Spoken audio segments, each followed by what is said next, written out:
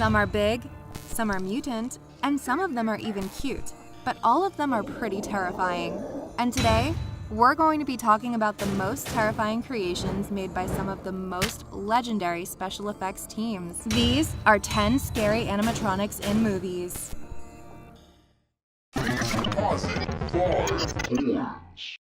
Audrey 2, Little Shop of Horrors. The 80s gave us so many sci-fi gems and cult classic films, and one of the most iconic ones is definitely Little Shop of Horrors. And how could it not be, having people like Frank Oz, Howard Ashman, and Alan Menken involved in the project? The film has a fantastic cast, crazy good songs, great special effects, and awesome characters. But the best thing about it is, of course, the mean green mother. Little Shop of Horrors tells the story of Seymour, a nerdy employee of a floral shop who finds a shot at success and love when he buys a strange plant during a solar eclipse. He names this plant Audrey 2 after his crush. The plant brings in business for the store, but it also happens to have a voracious appetite for blood and human flesh. The more it eats, the bigger it gets, and the less Seymour is able to control it. To create the iconic character of Audrey 2, Frank Oz asked for the help of special effects artist and animatronics wizard Lyle Conway and production illustrator Michael Plug. To depict the various sizes of the plant shown in the film, the production built 6 animatronic Audreys. The smallest was 4 inches tall, while the biggest plant, used for the finale, stood a crazy tall 12 feet and required an insane amount of movement in the face and piles of limb-like vines. Many of the creature's movements relied on animatronics, but a whole lot of puppeteer work was required as well. According to Conway, they relied on a combination of the best parts of mechanical and hand-operated movement. So some of it needed a performer, and other parts were operated mechanically. The plant is made of foam, rubber, and cables, as well as a Kevlar skull with foam rubber over it. It has 15,000 handmade leaves, 2,000 feet of vine, and they used 11.5 feet of cable. The movements Audrey needed were very complex, and for the mean green mother scene, they ended up needing up to 51 puppeteers on set moving everything. The team's problem was that the lips on the plant did not look right moving at the normal speed of 24 frames per second. They couldn't move fast enough to sync up to the pre-recorded songs properly. The solution they found was to film the puppets at 12 to 16 FPS, then speed up the playback to the standard 24 frames. But that meant that whenever an actor sang side by side with the puppet, they were lip-syncing in slow motion. Audrey 2 is such an excellent character, and knowing all the work that it took to create it makes it even better. Kuato, Total Recall. Total Recall was both one of the final movies to heavily utilize miniature effects and one of the first to employ computer-generated imagery. This was one of the last of the non-digitally composited movies, so we had to figure out ways of filming with cameras and actual miniatures almost all of the images. Except for the skeletons that appeared on the skeleton screens, everything that you see is something that has been created and photographed by camera. But since CGI was then in its pixelated, embarrassingly fakey-looking infancy, the film relied heavily on miniatures, motion control, and matte paintings. And of course, animatronics. It is not surprising that Eric Brevig and Rob Boutine's team won the Special Achievement Academy Award, because the film is chock full of animatronics and impressive sequences and actions. But without a doubt, the most impressive and complex was Kuato. Kuato is the leader of the Martian rebels who is conjoined to his brother George. He is the product of a mutation, thanks to radiation. The most impressive thing about this animatronic is that a lot of people think the Kuato animatronic is attached to actor Marshall Bell's body. But in reality, both George and Kuato are a complex animatronic operated by a team of 15 puppeteers. This hyper-realistic animatronic looks amazing thanks to the team's intensive work, which gave it great detail, such as hair follicles and skin imperfections, in addition to having a special system that simulates George's breathing. Sadly, no one knows where this animatronic ended up, but back in 2018, a tribute sculpture of Kuato made by the artist Jeff Birch was on display in the Monsterpalooza Museum, but the actual animatronic is lost. This animatronic might be a technological marvel, but that doesn't mean it's not terrifying. Open your mind. Open your mind. Meryl Streep, Death Becomes Her. The Death Becomes Her cult following has grown larger and larger as years go by. This dark comedy film is centered on a pair of celebrities, Vain Helen and Vainer Madeline, trapped in a rivalry fueled by jealousy and black magic. The movie is funny, has a solid cast, and it was directed by Robert Zemeckis. When it first came out in 1992, it was received with mixed reviews, but that didn't prevent it from winning the Academy Award for Best Visual Effects. Death Becomes Her was a technologically complex movie to make and represented a major advancement in the use of computer-generated effects under the pioneering direction of Industrial Light and Magic. Actually, it was the first film where computer-generated skin texture was used. Thanks to this film's technological advancements, Industrial Light and Magic used some of the same techniques for Jurassic Park a year later.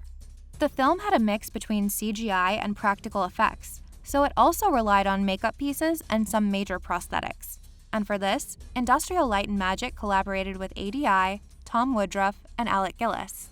One of the scenes where they worked was when Meryl Streep's character is pushed down the stairs and twists her neck. The studio ADI team put together several animatronics that looked just like Meryl Streep. This was also the first use of silicone as an animatronic skin for a feature film. These animatronics look very impressive and equally creepy. It had very complex movements in its hands and face. But in the end, the animatronic was only used for a few seconds, because using the animatronic head meant losing the actual performances of an amazing actress such as Meryl Streep. So in the end, to create this shot, 3 live-action background plates were filmed. The first was with Meryl wearing a stretchy blue hood over her head and walking backward. The second plate was a clean plate, and the third involved Meryl performing in a blue bodysuit against a blue screen. The animatronics created for these scenes were impressive and very creepy, and it's a shame they weren't used more in the film's production. And it's a worse shame how they ended up. Back in January, the animatronic, which is in awful condition, was auctioned off, and what's even sadder is that nobody seemed to be interested in buying it. Gmork, The Never-Ending Story. The Never-Ending Story is a huge classic. This German film has it all: beautiful scenery, colorful characters, and of course, great special effects. At the time, The Never-Ending Story was the most expensive film produced outside the United States. The film is known for having a huge amount of some of the most beloved creatures in fantasy cinema. From luck dragons to rock biters and giant turtles, the inhabitants of Fantasia are loved by all. But this movie also has some nightmare-inducing creatures that have terrified generations. One of these creatures is Gmork. Gmork is a werewolf and the servant of the power behind the Nothing. His primary mission is to track down and kill the young warrior Atreyu. His terrifying dark fur, luminous green eyes, and huge menacing fangs have been known to cause nightmares for more than one. Gmork was an animatronic puppet created by Giuseppe Tortora, an Italian animatronics engineer, and his team. Behind the scenes, Gmork was actually just an animatronic head. It had 59 different movements in its lips, nose, tongue, and eyes, so it could perfectly imitate speech. The animatronics covering was designed and created by mask builder Arthur Cullen. A total of 17 trained technicians were needed to handle Gmork. It was very expensive to create a full-body animatronic of Gmork, especially because there were few times where he needed to be seen in those positions. So that's why only the head was created. One of the ideas that they tried to do was use a Great Dane for the chase through the swamps of sadness, but it ended up looking like a dog despite the tricks they tried to do. So in the end, the chase was done from the point of view of the character. In the rest of the scenes where Gmork appears, a puppet was used. There's also a very creepy legend surrounding this animatronic. People say that Noah Hathaway, the kid who played Atreyu, almost lost an eye during the fight scene versus Gmork. Apparently, one of the claws in the giant paws poked him in the face. The animatronic was also so heavy that he lost his breath as well when he was hit to the ground by it. They say the scene was done in one shot due to the risk that he would get seriously wounded. But no one knows if this is true. When asked about it, Brian Johnson, director of special and visual effects for the film, said that he didn't remember ever having a problem with Gmork due to the brilliant team of puppeteers behind the animatronic movements. So who knows? The Never-Ending Story will continue having a special place in the hearts of the people who have watched it, but Gmork will also have a huge place in their nightmares. Batman Forever. Rick Baker is a legend. He created some of the most emblematic and classic 80s and 90s movie creatures. From An American Werewolf in London to Gremlins 2, this 7-time Academy Award winner has done it all. One of the famous movies he worked on in the 90s was Batman Forever. Batman Forever might not be a great movie, but it was the highest-grossing film from 1995. Lots of work went into the development of the movie because of the changes that came to the 90s Batman film series. For starters, Tim Burton, who had directed the previous 2 films, did not come back for Batman Forever, and neither did Michael Keaton. This new film was directed by Joel Schumacher. Batman Forever went through a few significant edits before its release, and according to Schumacher, the original 2-hour, 40-minute film was much darker than the final product. There were lots of deleted scenes, most of them regarding an undercurrent theme involving Bruce having repressed memories of an aspect of his parents' death that he hadn't faced. In one of those deleted scenes, Bruce wakes up after being shot in the head by Two-Face, temporarily forgetting his origin and life as the Dark Knight. Alfred takes him to the cavern where he first saw the giant bat that inspired him to become Batman. Here's where he finally realizes his parents' death was not his fault after all. And then, the giant bat appears, and Bruce raises his arms to match the wing anatomy of the bat, and the shot shows that they are one. This animatronic bat is huge and pretty impressive, and it was created by Rick Baker. It's made with a foam latex skin that covers its inner armature and mechanics. The face features acrylic teeth and eyes, and is finished with hair along the face and body. The wing membrane is stretchable spandex fabric that has been painted to appear translucent and vascular. This is an amazing and equally terrifying animatronic. Just imagine standing right next to it. This was not the only scene where the animatronic appeared, but it was definitely the one where we could appreciate it the most. You can see it briefly flying towards the camera in the scene where Batman is talking about his origins. This is not the only work that Baker did in Batman Forever. He also sculpted the Two-Face scarring appliances for Tommy Lee Jones and the disfigurement makeup for Jim Carrey's Riddler. This giant bat was a signature decoration at Baker's Cinovation Studios and sat perched atop the workshop on a 20-foot tower. But after closing his Cinovation studio, Baker held an auction with Prop Store to auction off some of the fantastic pieces he'd stored for years. The bat was one of these pieces, and it sold for $4,000. Giant Scorpions and Charon, Clash of the Titans. Nowadays, it is such a wonder to see the return of practical effects and animatronics in recent movies and series such as The Mandalorian and the latest Star Wars movies, especially after the early 2000s, when new and better processors and computers brought CGI forward and sent practical effects aside. And while CGI can add significant value and speed up productions, they can also become disastrous and not very credible. Bruh. In 2010, the remake of Clash of the Titans came out. The film might not be the best, but one of the few redeemable things about it was the incorporation of practical effects with CGI. This was achieved thanks to the talented teams of Nick Davis, in charge of the visual effects, and 2-time Academy Award for Special Effects winner Neil Corbould. One of the best scenes in this film is the fight between Perseus and the Scorpions. For this scene, special animatronic rigs were created so that the actors had someone to fight within the scene. Then, these were replaced by 3D models. A huge animatronic scorpion pincer was also made, as well as an animatronic scorpion torso that was capable of moving a meter a second in every direction, up, down, and with a complete 360-degree rotation as well. Plus, they had 30 feet of track that could go up and down. This scene is quite dynamic, and although it's not perfect, you can appreciate the effort put into it. However, these animatronics were not the most impressive ones. The best animatronic in the film is, without a doubt, Charon. Charon is the ferryman of Hades who carries souls across the river Styx to Erebus, or the underworld. This animatronic appears for a very short time in the film, but it was one of the most advanced animatronics for the time. It was even designed by Gustav Hogan, one of the greatest animatronic experts of our time. No one knows what happened to this animatronic or where it ended up, but what we do know is that it is incredibly creepy and impressive, and that is why it manages to have a place on this list. Brundlefly, the Fly. According to sci-fi experts, there are only 3 well-done remakes in all of history. The Thing by John Carpenter, The Invasion of the Body Snatchers by Philip Kaufman, and The Fly by David Cronenberg. The success of this last film was due to a series of fortunate events, such as the inclusion of David Cronenberg as director, which had him rewriting the script, the excellent performance of Jeff Goldblum as Seth Brundle, and the fact that Chris Wallace was hired to create the special effects of the film.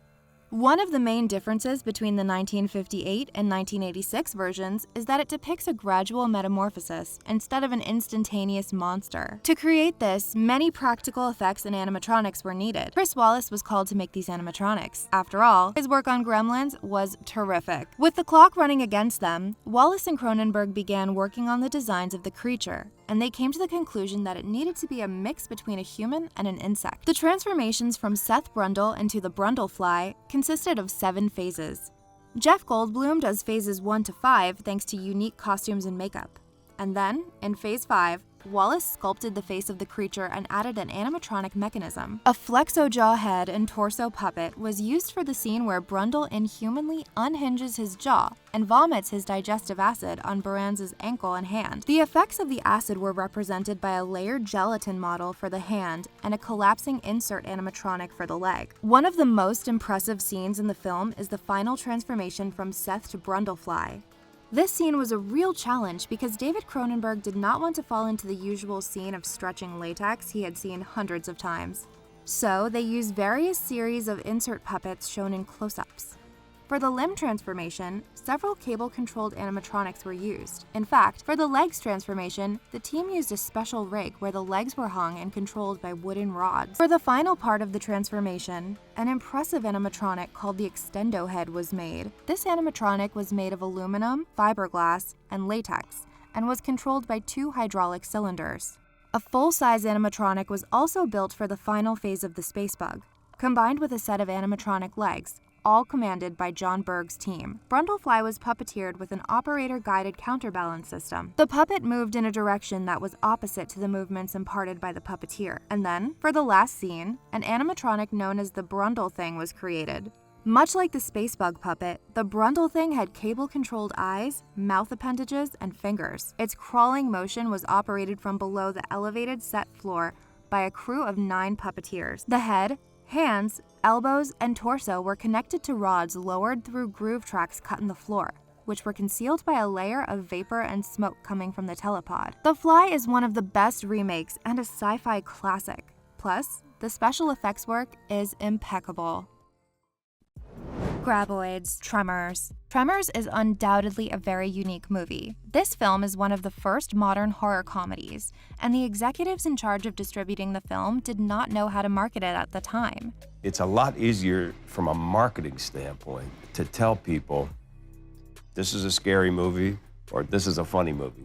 They didn't know if it was a funny or scary movie. And thanks to this and some other issues, the film ended up being a box office flop. Fortunately, VHS was a huge thing at the time, and people bought and rented movies like crazy. So Tremors went on to become a massive hit on home video purchases, rentals, and on television, becoming one of the most rented films of 1990. Because of this, it has gained a very large cult following over the years. One of the reasons for the success of this film is the excellent team that put it together. Directed by Ron Underwood, starring Kevin Bacon, and featuring the fantastic work of Amalgamated Dynamics by Tom Woodruff Jr. and Alec Guinness, this film is great. The main stars of the movie are, of course, the Graboids. The team faced a huge challenge to build these creatures since they had to make the creatures terrorize the audience in broad daylight and an open space such as the desert. Fortunately for them, the script was not very particular in the creature's design, nor did it specify its origins or even what type of creatures they should be. So this gave the team complete creative freedom when it came to the design. They began looking at nature books and taking inspiration from various animals to create the Graboids. Ultimately, the team created mechanically controlled tentacles for the creatures that were moved by puppeteers and several Graboid heads of different sizes,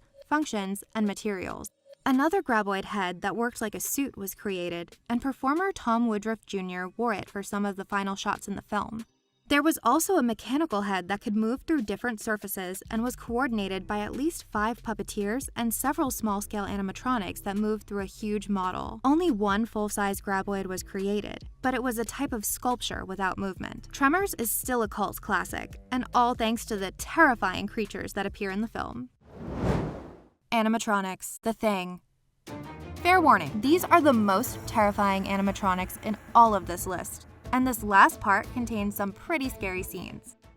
Among animatronics and visual effects fans, we could all agree that The Thing is one of the movies with the best practical effects and the most terrifying animatronics ever created. We owe all of this to Rob Bottin. Rob Bottin was a longtime John Carpenter fan. I saw Halloween, and I instantly became a John Carpenter fan. And he asked director Dean Cundey to introduce him to Carpenter.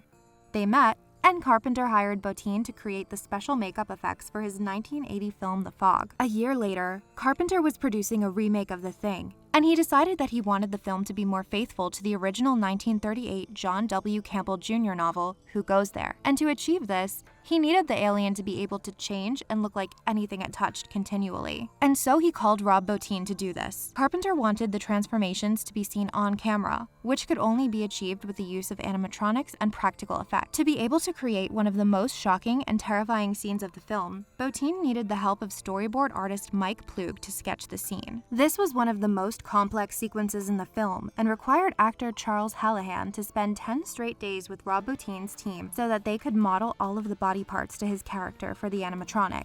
Also, a special rig was created to have the actor's torso transform into a kind of monster that ripped out another character's arms and then expelled a terrifying spider-shaped head. This is such a horrifying scene. The team also used hand puppets, marionettes, radio control wires, and hydraulics. The work put into these animatronics was huge, so much so that Rob Bottin worked 7 days a week for 57 weeks, which resulted in the then 21-year-old being hospitalized for exhaustion, double pneumonia, and a bleeding ulcer caused by his extensive workload. Bottin himself explained he would hoard the work, opting to be directly involved in many of the complicated tasks.